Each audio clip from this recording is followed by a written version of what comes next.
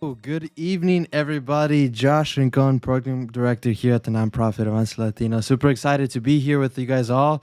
We have two guests with us. We have good friend, brother Jason Hamilton, and guy behind the camera in every one of our videos, Carlos Rincon.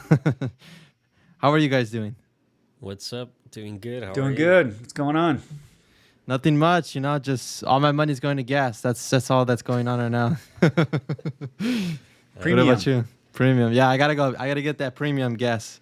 I got two. I was spoiled without having a car, and I had to pay gas or anything. It was kind of nice because for the time that you didn't have your car, you were also filling up my car. So, and then now inflation, so it's like you got the car at the perfect time. Yeah, perfect timing. Well, I'm glad you guys are joining us today. Today we're going to be talking about money, different topics, inflation, gas. A great story from this young 22-year-old how he was able to save almost 90% of his income, and he's able to retire. He's going to be able to retire in his 30s. We'll talk more about that. But before we start, please be sure to share this video with your friends and family. Super excited to be here with all you guys, and I know it's going to be great talks, as this is the second time Jason joins us. I know last time was good as well, really good, and me and Junior OGs right here keeping it real with all you guys here. You are good, Jason. But everyone here is doing good. Let's go ahead and start. Let me hold my screen. The first things first. This week was a hot topic. This week was in regards to the interest rate hikes, with our boy Jerome Powell, which, fun fact, we actually met him, me and Jason, my dad and Darima, was it like 5-6 years ago? That DC? picture actually came up in my Facebook memories like a week or two ago. It was not that long ago. Wow, that's crazy. Tall, short. How was he? Kind of Yeah. like your height, Jason, huh? I think he's like your height.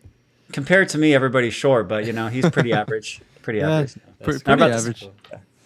Yeah, he was. He didn't have like an intimidating statue or like just presence. No. He was actually a super nice guy, Yeah. and it was cool because when you talk to him, like you could tell he really had a good sense of what was going on, in the economy, especially at like the lower moderate income levels. It was a good discussion with him, actually. Nice guy. That's cool. Yeah, very nice. And I remember my dad shared stories of people that we serve, and then I remember he was talking about himself. That was pretty cool. Like I didn't even think about that until after. Like, damn, my dad, he's able to talk to the guy in charge of all our money. That's pretty cool. Did he tell him the story of someone from Rosalio? Like Yeah. The story he always tells. That's Yeah. Rosalio's famous. He doesn't even know it. I know. Jerome Powell knows about Rosalia, but Rosalia doesn't know about Jerome Powell. But yeah, it's pretty cool. It was really nice to even put it there. But yeah, so what happened this week was on Wednesday they had the first of 7 in total. They're gonna have 6 more meetings to talk about if they're gonna be raising interest rate hikes, if they're gonna have a rate. Increase the rate on the interest, basically the money that they loan out the banks, and if they increase the rates, then they'll increase mortgage rates, and it's an effect all over. But we won't get too much in depth on what's gonna happen. But it went up 25 basis points, which basically means 0.25%, just like the photo shows there, right there. But it was, I don't know. What do you think, Jason? With 6 more supposedly are coming, 6 more interest rate hikes, is something necessary to fight inflation, or what do you think? I think it is necessary to fight inflation, and it shows that they believe the economy is strong. And I think overall it is strong, but I think there's a separation. Like the people that are doing okay, they own things, they have homes, they have money in the stock markets, they have assets. They're doing very well. Ones with good incomes doing very well. Most people, if you're a specialty field of some sort, they have a special skill, you probably got a big pay bump this year because competition is very fierce. But those on the bottom scale of income are probably feeling it pretty heavily. We're talking about gas increasing. Rents have increased a lot. And we've seen in California here $500 rent increases within 1 year. And so that's like after-tax money. So for people, that's almost $9,000 or $10,000 a year of pre-tax money for most people in our state to just go to rent. But from a market perspective, generally about a year after rate hikes in general, the market's usually higher. So that's usually a positive thing. But as it goes up, if it goes up too high, then that could hurt home sales and things like that, because the cost of a home is just gets too high essentially. Mm-hmm. So one thing I was looking at Because we bought our home, the best interest rate you could get was 3.25, and that's what we got. And just a few weeks ago, they're at 4.25. And so I looked at the difference in payment, and it's like $500 a month. Wow. From 1% interest.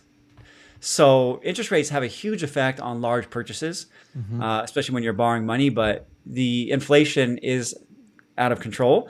At this point, it's just crazy. And so we need to do something to slow that down. So that's what they're trying to do.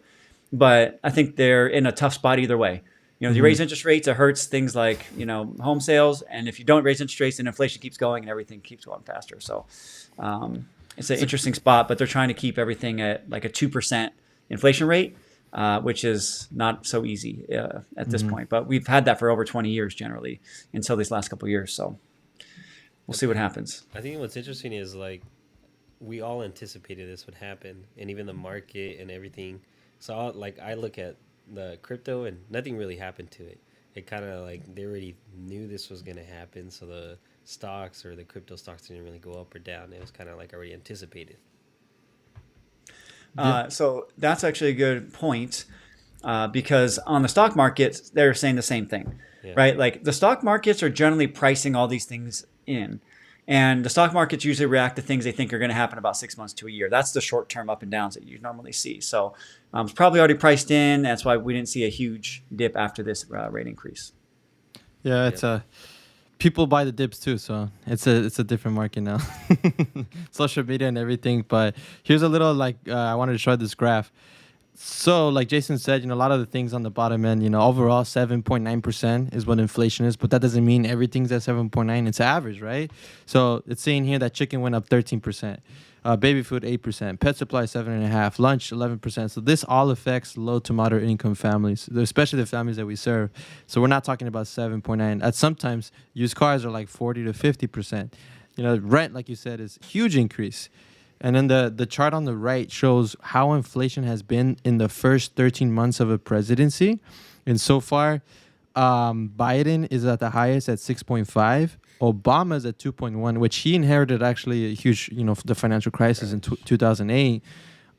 Trump, 0.3%. Those are the more recent presidents. But Reagan is at the best one at a negative 4.2% inflation. So that's...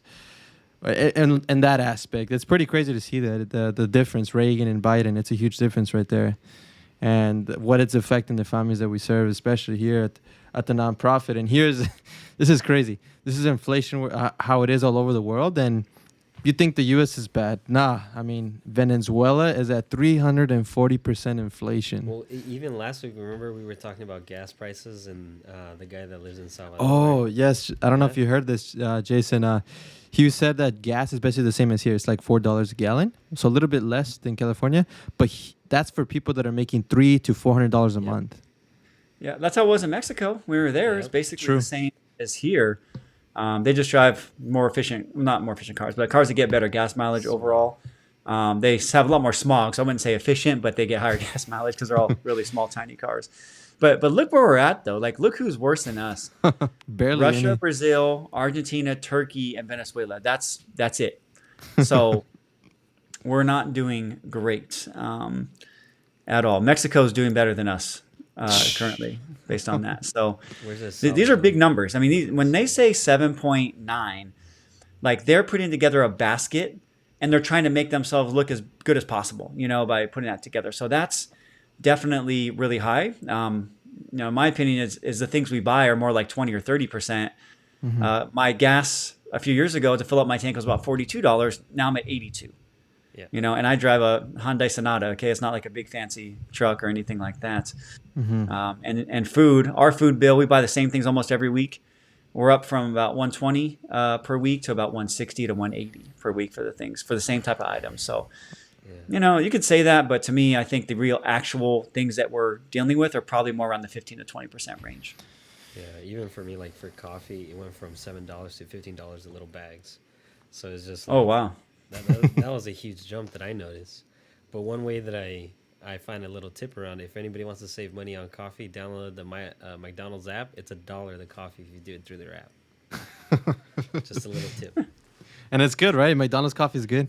It's pretty good, I think. For $1, like, I can't complain. Everywhere else, coffee's like $6. It's insane. Yeah, that's inflation for you. And the craziest thing out of all this is people's salaries on the bottom have not gone up 15, 20, 25%. So it's it hasn't caught up But with inflation. Did you guys see what happened this week with Congress? I think Oh, with yeah. that bill that they just passed, they raised their salary by 21. 20%.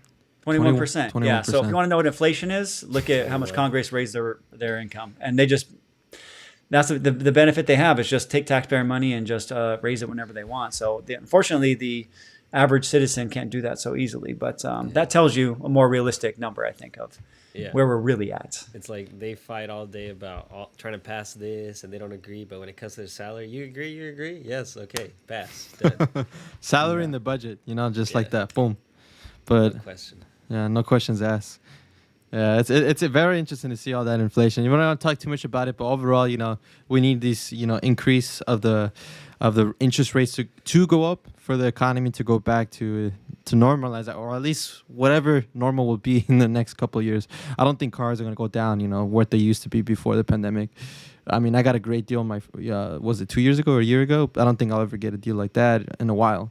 But I mean, it's all right. It crashed. That's why. Yeah, I bought it right. You literally told them you're not going to sell for months. Sell it to me, and that's why you got a great deal. I dropped it like $5,000 or $6,000. I remember. Yeah, he was like, "All right," because he was scared. He was a small business. It was a small lot, and he was a small business owner. So like, look, guarantees money. I'm getting it through my credit union. This is gonna help you. I don't know. And I told him, hey, I work at a nonprofit. There's like a lot of all these PPP loans. You can reach out to me. You let me know. He never did, but yeah, I mean, he survived because I bet you he sold more than ever he did in his life for sure. For a lot more than he did. But yeah. He probably pissed. He's like, I could have sold that car for way more.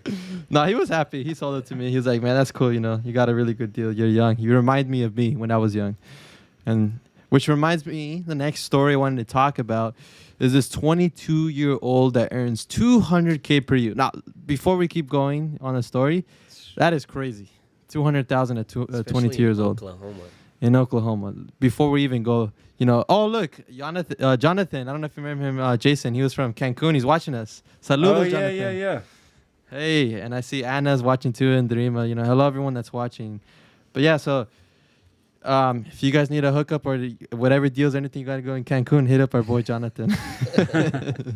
But now talking about how this guy was able to save he was making $200,000 at 22 years old. But here's a little bit background on his story. So he was living at home for the longest. He moved out with his friend because of this program called the Tulsa Remote Program, which a lot of states were doing, where they were paying people to come move, specifically remote workers. He's a remote worker. He works in tech sales, basically as a computer scientist, but now he's not focused on the coding, more in sales. He's doing the sales aspect. So he makes $200K a year.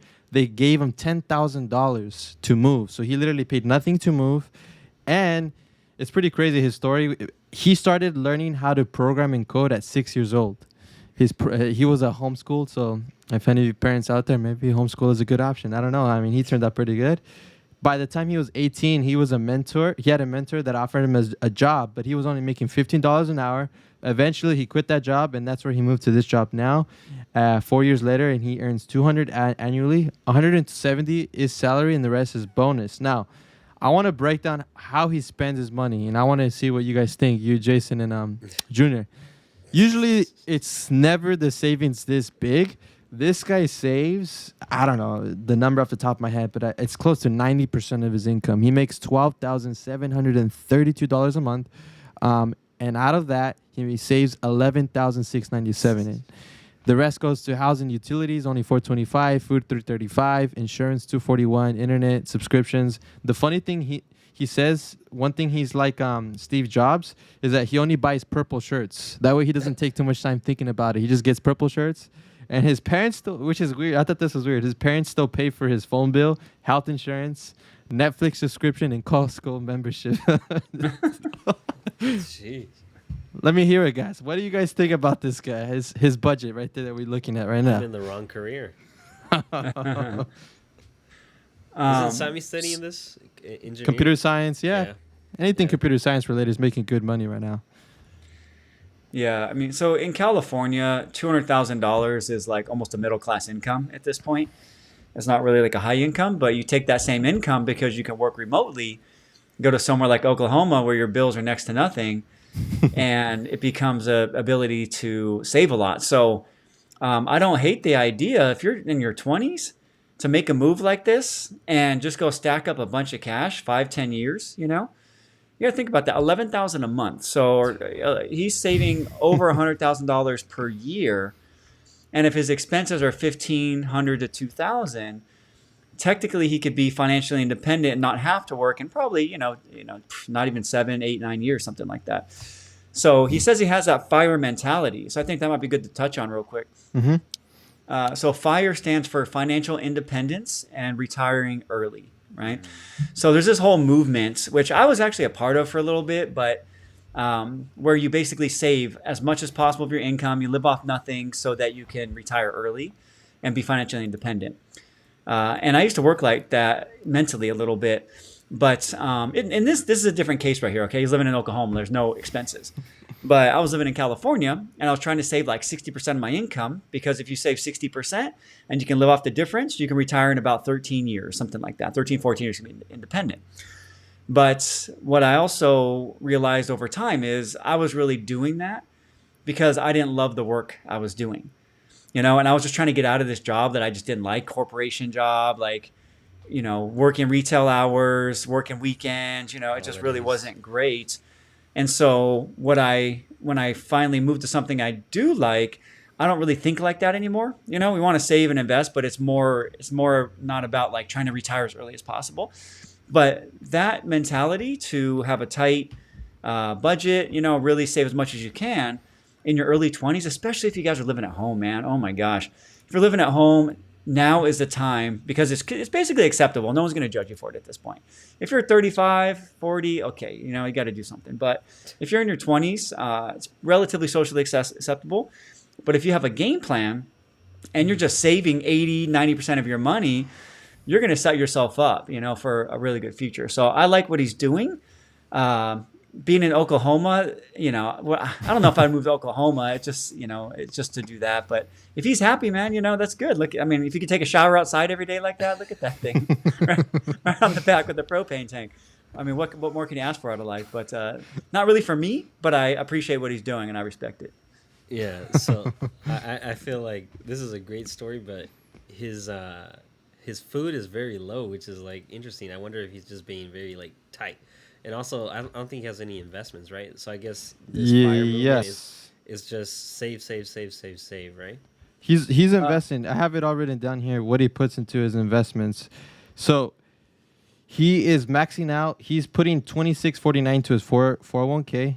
And so he's maxing out his 401k every single year. And in addition to that, he saved, let me see. He maxed out his Roth IRA back then, because after you make a certain amount of income, you can't, contribute to it anymore. So he maxed that out as much as he could before. So, I mean, it doesn't say specifically if he's investing to a brokerage fund. I couldn't find that. I don't know if you saw it. It says on the bottom left there. It has a little star, and it says liquid savings, taxable brokerage, and 401k. There you go. Perfect.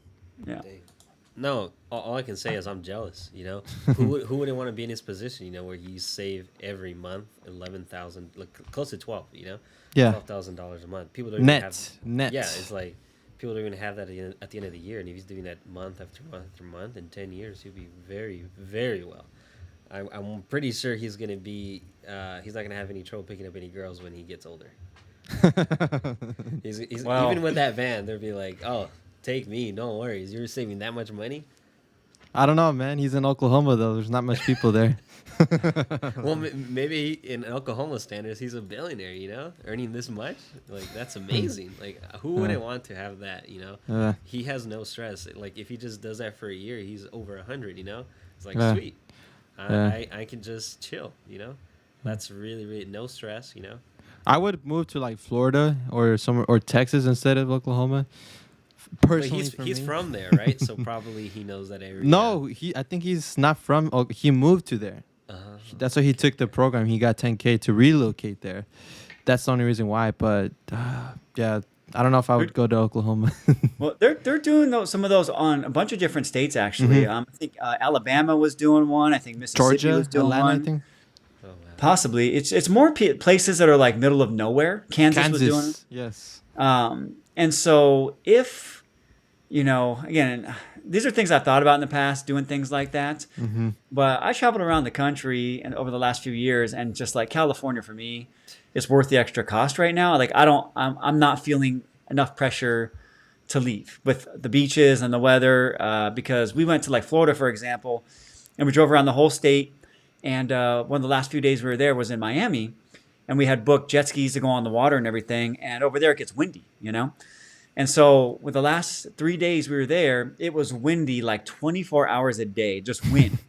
And so like my nose was chapped, my lips were chapped, like everything was just dry. And so I'm like, I don't know if I could do that. At what time of the year did you go? It was like August, I think, July, August, something like that. And then we were in Texas for my brother's bachelor party a few years ago. And during the summer there too, I think the same time, July, August, you get out of the car at 10 o'clock at night and you can't breathe. Like you lose your breath because it's just so hot and humid, And so I don't know, and then you got tornadoes in certain places. And then I have clients that live in like Illinois, those areas all through like Iowa. And then you're just trapped in freezing cold for like 3-4 months a year. And I have a client that tells me like she literally starts like losing her mind. And so she has to get one of those UV lamps. And she'll sit there just like staring at a lamp trying to get some UV on her face because it's just so, it's just gray. There's zero sun for like 3 or 4 months. So it'd be tough to do it, man. 10 grand's 10 grand. But if you're making 200, I don't know. That's like 5% of what you make to give up all your friends, family, and lifestyle. It's something fun to do. It sounds good on a article, but the day to day, I don't know, man. Like eventually, if he wants to start a family, he's probably gonna have to think about it. That's why right now he's 22. He's probably like, all right, I'm gonna experience with life, live in a van for like easily for 5 years. He'll be 27. He's still not that old. So it's like. But I'm pretty sure. I think, dude, power move at 22. Yeah, it's like, just go do that. Stack up 150 grand a year. 144, 145 a year for 4 or 5 years. Yeah. You know what I mean? Then you're set. You got $500,000 cooking for you in your investments at 25 or 26. Never have to save again, probably. And you can enjoy the rest of your life. So that's a power move. I wouldn't put that. But not at my age right now. I couldn't do it. If anybody is watching and is like in high school, like this is a good example to follow. Buy purple shirts. Yeah, exactly. Hey, did you see Darima's question though? I think it's a good question. Because she put something about, oh, really? You can't save into a Roth IRA after you make a certain amount of income? Oh, yeah. So this is actually kind of important because in California, like our incomes are just on average higher, than the rest of the country. But this is a federal rule. So I have a little chart here. Roth IRAs, which if for anybody that doesn't know, IRA stands for Individual Retirement Account or Individual Retirement Arrangement. And if you do a traditional IRA, you get a deduction today. So you save taxes today. The Roth IRA, you pay your taxes today. You put the money in there, you invest it, and it grows forever tax-free. So it's one of the best accounts you can get. But if you're single, once you are making over $129,000, you start losing the amount you can contribute. And then after $144,000, you can no longer contribute directly. You can still get money in there, but directly you can't contribute. And if you're married, it's $204,000 to $214,000 is the range. So if he's making $200,000, he can't contribute directly, but he can do. It's a fancy technique called a backdoor Roth IRA, where you put money in a traditional IRA. You don't pay the tax on it. It's non-deductible, and you convert it to a Roth IRA. So maybe a little technical, but these are things people hopefully they'll learn from us. It's not a bad problem to have, making more money. Tag his name below so you can watch this video and learn that trick. Yeah, I will. I would rather take the income than the ability to contribute to an account any day of the week. Yeah. Oh yeah. Not a bad problem to have at all. Good story. I think, like you said, all power to him. If someone's watching, tech is a good field to go into. I just recently met a girl that told me she hates coding, but there's a lot of jobs that don't require coding that you could do sales, and they pay close to as much as the coding jobs would, or just not the bad hours probably that the coding jobs would require. But yeah, so there's a lot of stuff in coding. Now, just to transition from that, let's talk about gasolina. Me gusta la gasolina. I love the gas money. It's funny, this picture, his face that he's making, he's all mad, but this is a billboard next to the gas prices in LA. So if you're watching and curious, are these prices real? Yep. And they got, I think Junior said you said up to $9 or $10 in Beverly Hills. $9. $9. It almost in. Wow. Wow, wow. How crazy. And here's the thing we want to talk about in regards to gas, because obviously we all know gas is expensive, but recently 6 Democrats, which here they are, it's the one, Gretchen from Michigan, Governor Jared from Colorado, Tim Walz from Minnesota, Tom Wolf from Pennsylvania, New Mexico City's Governor Michelle, and Wisconsin Governor Tevin Evers, who they came out to urge Congress to pause on the federal gas tax until 2023 because of what's happening with the price increases. Now, in California specifically, they had something where they were trying to cancel the gas tax, which I think is 51 cents. And it's more. I think it's more than that here. Like it's like 85 cents is the base, and then the total is like Wow. $1.20. So Wow. we pay an extremely high amount of gas taxes, and we as voters voted to let Congress increase that basically anytime they want. So that's our fault. Yep, it's not educating yourself on what you're voting for. It's very important because you see this picture that we're seeing right here. 40 people here in California, representatives, voted against, canceling the gas tax. Only 18 said aye, that they said they would do it. So the majority went against it. And you were saying something that the people were calling them, constituents were calling these people. What were you saying earlier, Jason? Oh yeah. So this was a 2-page bill. Okay, 2 pages to pass this. And people got really upset, the constituents of these folks here, these Congress people. And so they were blowing up their phones after and calling them, emailing, just totally blowing them up. And their excuses were, oh, we didn't have a chance to read it. And so now apparently they're going to re-vote on it again in a couple of days is what I recently heard. So we'll see what happens. But, this they passed. They didn't. They voted not to reduce or get rid of the gas tax for a little bit. And, they also voted to keep the emergency powers going, too, which is another thing. I mean, it's just our state is seems unfriendly to the average citizen, is my opinion. But it's pretty unfortunate. This would save everybody 50 cents a gallon, 60 cents a gallon. I think you're going to talk about it, but they want to send everybody a little check. But not everybody has a car. A lot of people drive electric cars, and you're still going to get a check. So, but it's just unfortunate, to see that could have really helped people out. 51 cents times what, 13 to 15 per fill up. Every time you fill up, that's what, $5, $7. I mean, that's money in your pocket right there. That's a lot if you think about it for however long this is going to take, Because, they just want to throw money at the problem. But we already saw what happened these past 2 years when they just threw money. It's not going to really solve the issue. Gas is going to stay the same price. And who knows if people are really going to use it for gas or any other thing. But a regular mom and dad isn't really going to it's not going to make that much difference because how much was it a year? 400? They want to give a 400 rebate for At the end of the every year. taxpayer. So Jason already kind of mentioned it. This is for specifically in California. They want a 400 rebate for everyone. So that's including billionaires. That's including people that have electric vehicles. Everyone. $400 rebate. $400 is probably what people spend in a month.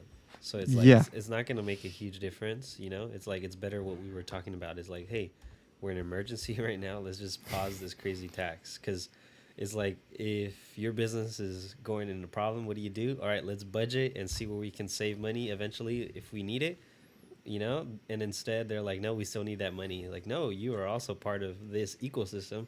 Let's pause it. That way it benefits everyone equally.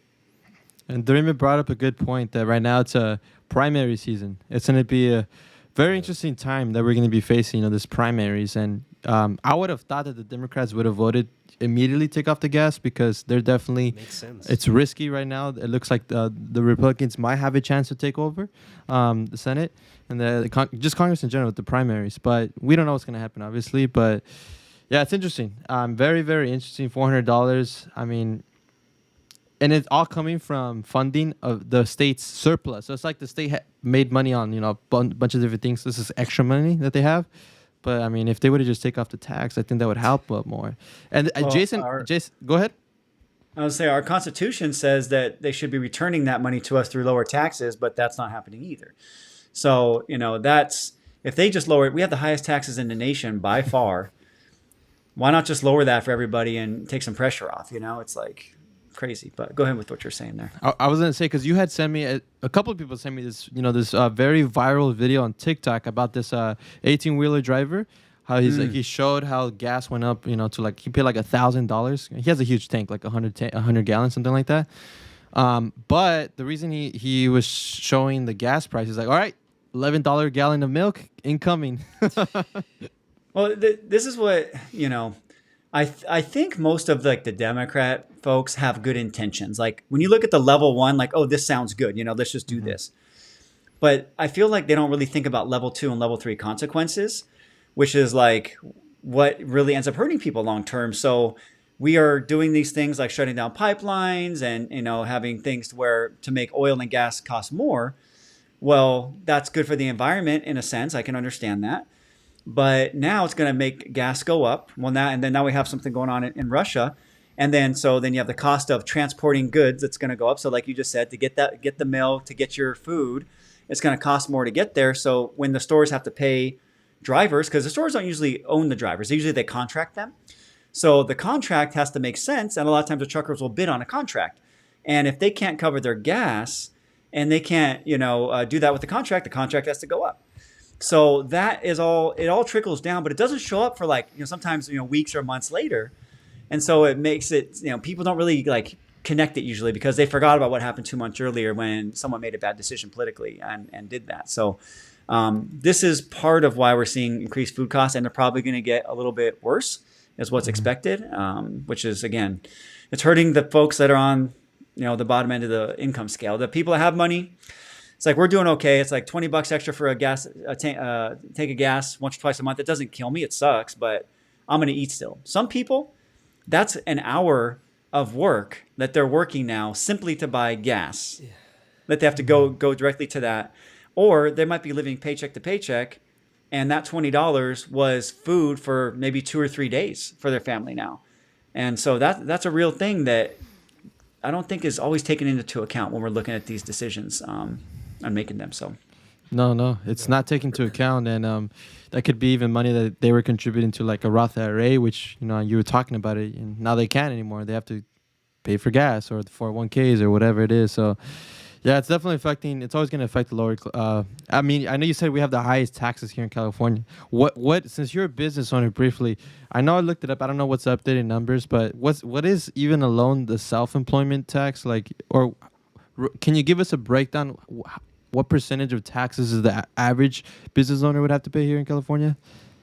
Yeah, so there's a lot of like misinformation around business owners. I think they're in the state, they're seen as like evil, like they're trying to skirt the system and all these things, and it's just really not the case. But as a business owner, you have to pay the taxes you would normally pay as a worker, right? So one thing is called Social Security and Medicare taxes. So those are your FICA taxes.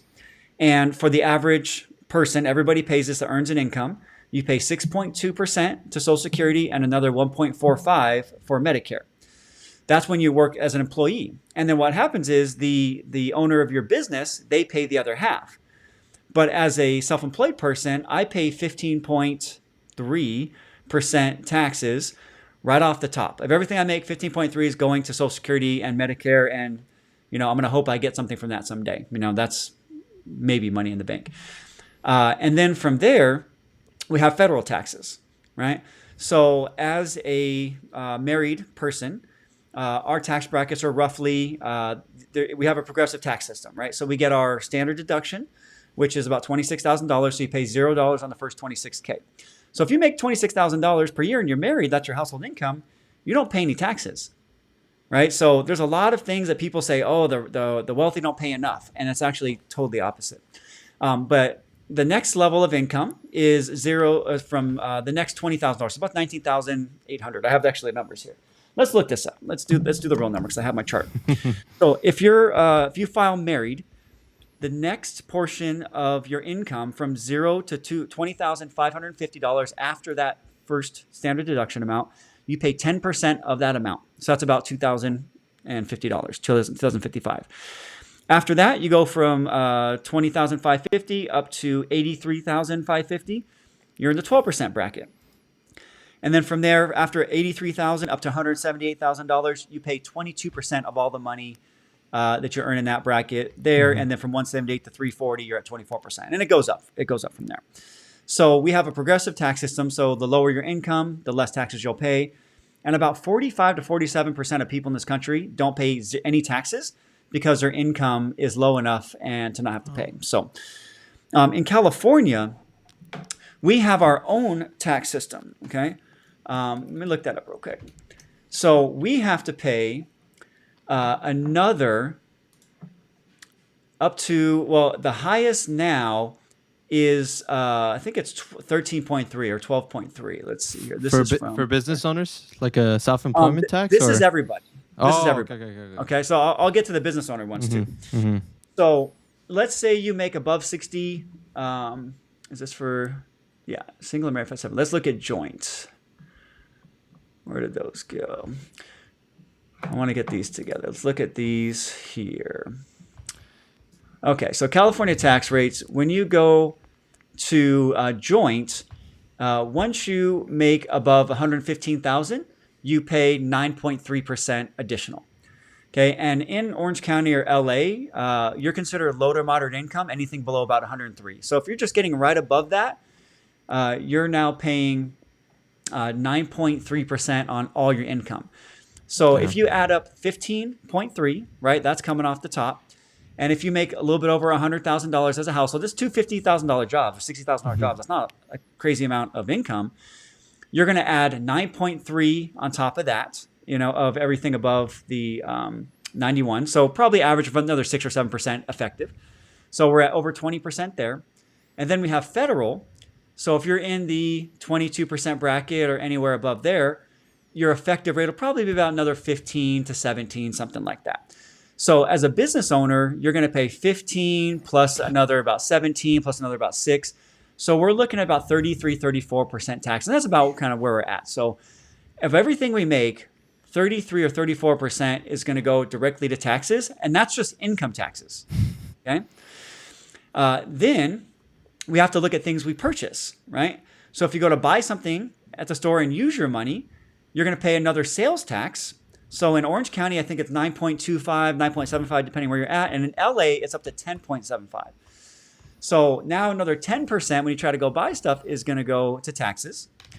And then when you go buy gas, gas, it's about $1.20 in California per gallon that ends up going to taxes that are things that don't have to necessarily be there.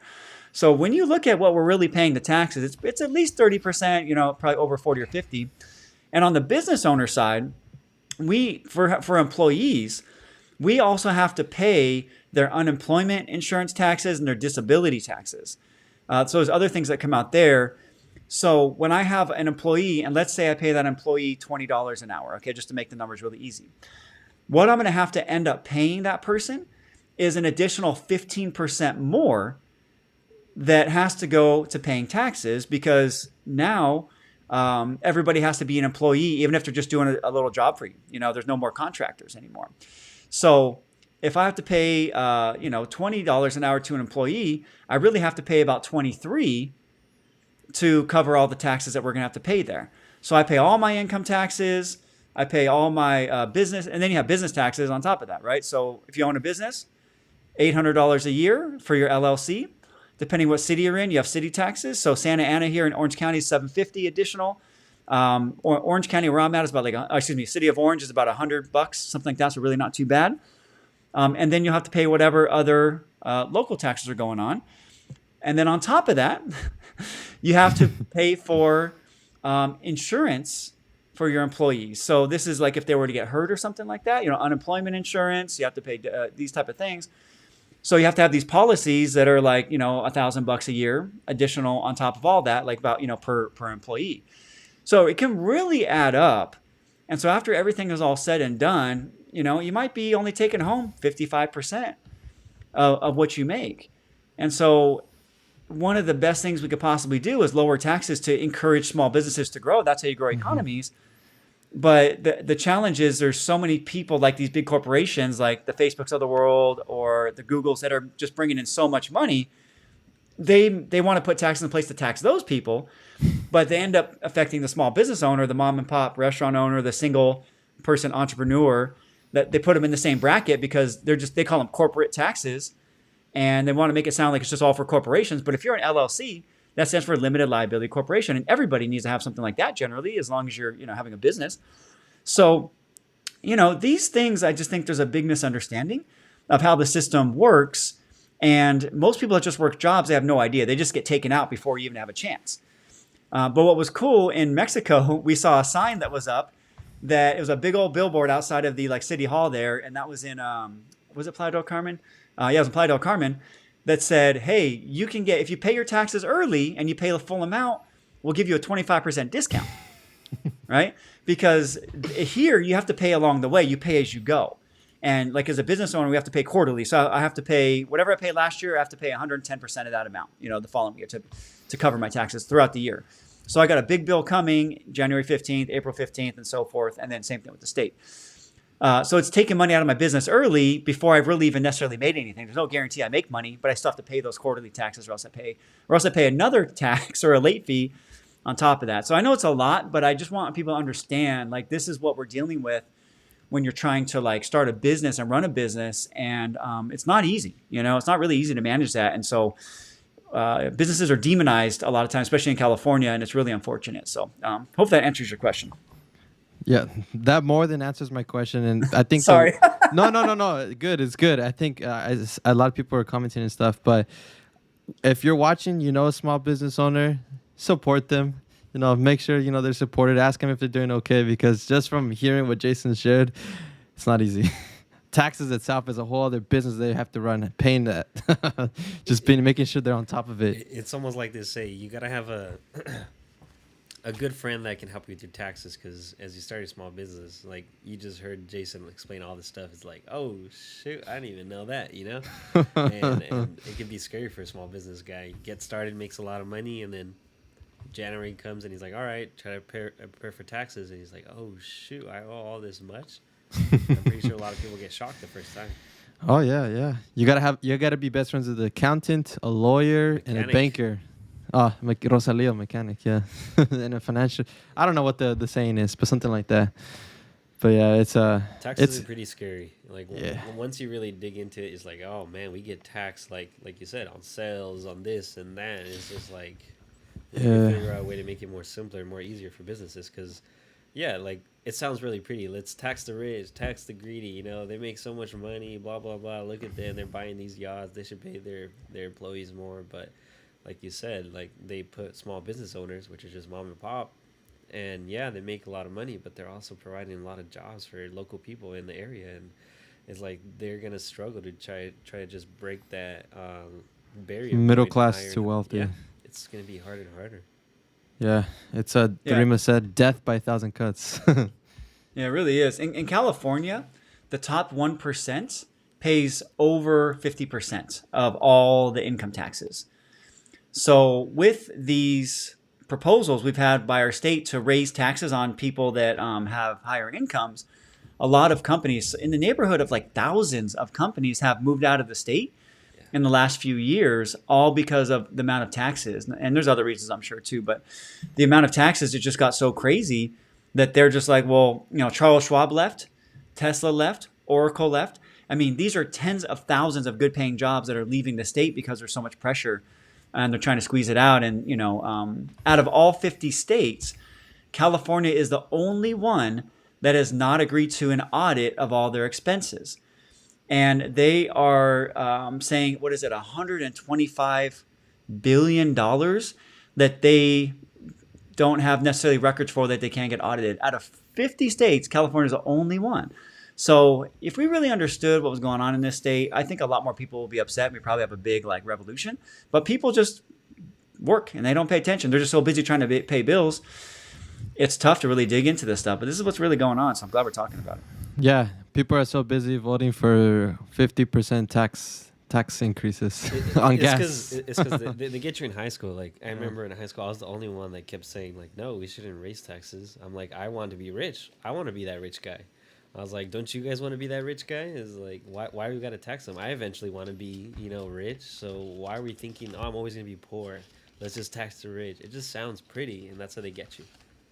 Yeah, I know you put a tweet on Twitter about Bernie Sanders talking about Who was he talking about again? Well, Bernie Sanders is hilarious because he's rich and he's complaining about this other rich guy that has a yacht. It's like, dude, you're just jealous he has a yacht. It's like, You're a rich too. millionaire. You have 3 mansions. Like, all these corporations already raised their salary more than $15 an hour, and it's still in Vermont. I think it's still like $7 or $8. So it's like, he's making fun of not only that, but they also get free college at Amazon and healthcare.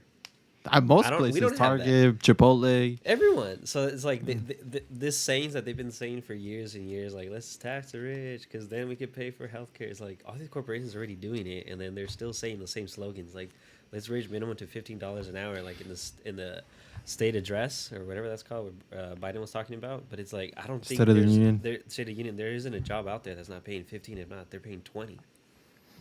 Well, and what happens with that too is like it doesn't just magically like go from $12 to $15, right? What happens is price increases.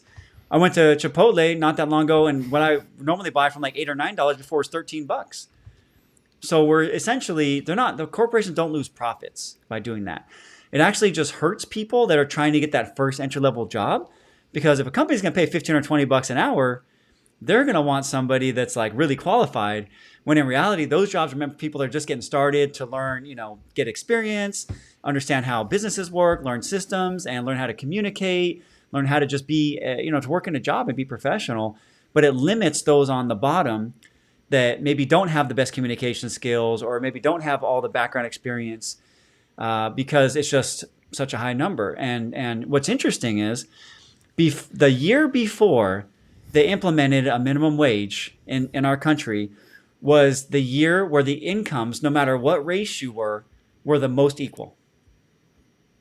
And then the minute they did that, the year after they did that minimum wage, everybody just said, okay, well, we're just going to pay the minimum wage then. There was no competition, that was going on, no market competition. So when government interferes, it can actually really hurt people, even though it sounds good. So I'm saying level 1, it sounds good. Level 2 and level 3, the impact can be very negative. Mm-hmm. And it's been that way ever since. Now there's a discrepancy between different races. And I truly believe the minimum wage is one of the culprits. But, you talk to people and they say, well, people are getting slave labor and all that. But in the U.S., especially today, I don't think that would be too much of a problem. But, it is what it is. And one last point that I wanted to say was what was talking about, like these billionaires, is Elon Musk. He's a perfect example of someone that how to run a business. He's like, I know this is going to affect Tesla and the overall, going green. But he's like, we need to open up our oil here. We need Pipelines. We need to open up our pipelines. We need to start looking into nuclear because this dream of going 100% green is not impossible now. So he's like, I suggest we focus on doing that because he understands like this would help the better all. And that's the thing that the politics don't, and someone like him who is a greedy corporation is thinking not about his numbers or selling more Teslas, because he could easily be like, yeah, we need to go green, buy a Tesla, buy a Tesla, buy a Tesla. But instead he's like, no, if we want to fix what's going on in the world, we need to drill, more look into different options like nuclear. That way we can lower the cost, because like you said, he's thinking more of overall, everyone in general, which something is lacking in a lot of the politics or a lot of people in office. Like they're thinking of just their own party or what looks nice on a poster. Yeah, it's go ahead, Jason. I say, what's interesting too is you actually can't make batteries without using coal and burning fossil fuels, right? I just watched this little documentary on this, and the whole thing's to me it's all a scam in a sense, because to make batteries, to get the metals in the shape they need to be, you need to heat them up, which requires so-called, coal or clean coal. And so they're emitting so much emissions to create these in the first place. Plus, they're getting the materials usually from the third world, like Africa or somewhere, where they're paying them next to nothing. And they're extracting those materials from there. And then once the batteries are past their, use, they're just burying them in the ground right now, which is leaking chemicals into the ground. So in reality, we cannot actually operate without fossil fuels. We have to use them. I'm not saying it's not good to mix in some different things, but this whole going completely to fossil fuels is really impossible. And it just, again, it sounds good, but when you actually look at the data and the process, it's not really going to ever happen, because you need they need to burn those to create the batteries. So it makes no sense. Yeah. Well, I think we've hit a lot of good points today. We talked a lot of great stuff, a lot of topics, and it's always good talks. And we talked about the guy, 22-year-old, saving like 90% of his income, doing the FIRE movement, talking about Roth Iras, the backdoor Roth IRA, like Jason mentioned, talking about the inflation rate hikes, talking about gas prices, talking about a lot of things that definitely affects all of us, and good to know. And I'm sure it's something new that you learned today. And thank you again, Jason and Junior, for joining us today. I think it was good talks, good conversations, and we do this every week, every Thursday around 7:30. Sometimes we have technical difficulties, and we start a little bit after. Not anymore. Better. I got wired connection internet. No more Wi-Fi.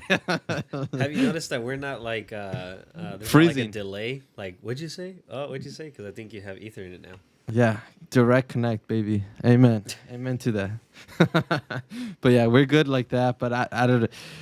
Good conversation. A lot of things that we talked about, a lot of things that are happening in the world. And I'm glad that we're talking about these things so that our people, the audience, people that we serve, everyone that's watching, learns new things and are educated with the things that we're talking about. I'm sure a lot of people didn't even know there was a tax on gas, which is pretty high.